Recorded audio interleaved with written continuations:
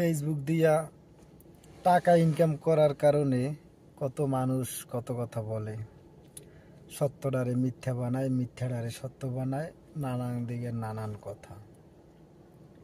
আরে টাকা, টাকাই তো সব নাকি? আমি একটা জিনিস চিন্তা করে দেখছি, এটাই যে বর্তমানে যুগে যারা ফেসবুক পেজ চালায়, ফেসবুকে যারা ভিডিও আপলোড করে, মানে তাদেরকে আর কি দেখতেছি আমি অনেক লক্ষ্য করে। মানে সত্যটারে মিথ্যা, মিথ্যাটারে সত্য। তার মানে সত্য মিথ্যা দিয়ে একটা ভিডিও বানাইয়া ছাড়ে। এই মানে টাকা ইনকাম করার সিস্টেম সত্য মিথ্যা দিয়েই, যেটা বোঝা যাইতেছে। ইনকাম করেন, সবাই ইনকাম করেন, আমরা দোয়া করি ইনকাম করেন।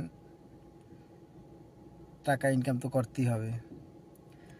ঘরে বসে বসে যদি টাকা ইনকাম করতে পারেন, তাহলে আমাদের মতন আর এইভাবে কষ্ট করে আর কি আর হইবে।